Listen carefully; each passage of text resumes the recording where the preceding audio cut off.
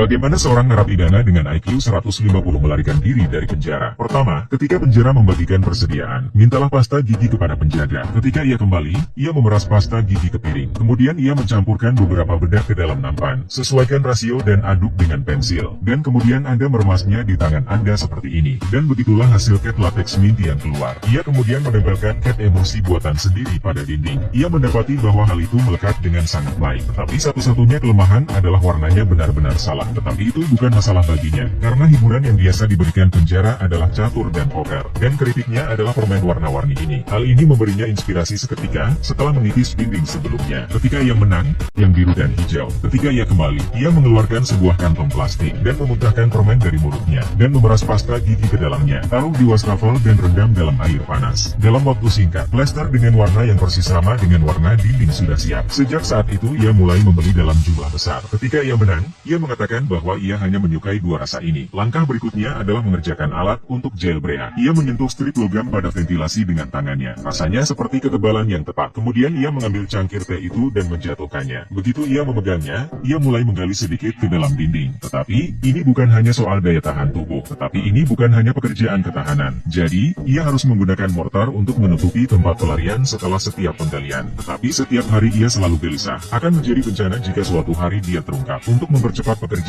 sementara para tahanan lainnya sedang istirahat. Dia berpura-pura sedang mengerjakan kasusnya sendiri. Meskipun ia hanya punya waktu 1 jam untuk melakukannya, tetapi ia tidak berani menyia-nyiakannya. Tetapi kemudian ia secara tidak sengaja menggali lapisan jaring logam. Tangannya patah, dan ia harus mengawasi para penjaga yang berpatroli di luar sesekali. Hal ini membuatnya merasa sangat tidak enak. Melalui studi yang cermat, ia menemukan bahwa beton telah dituangkan di dalamnya. Apa yang bisa dia lakukan? Dia memikirkannya. Ia harus melakukannya agar bisa bebas. Jadi ia mengecat ulang dinding, dan ketika ia sedang dalam suasana hati, ia siap untuk pindah ke batu bata lain, dan kali ini ia membuat kemajuan besar. Tetapi satu-satunya masalah yang ia hadapi adalah bahwa saat ia menggali lebih dalam dan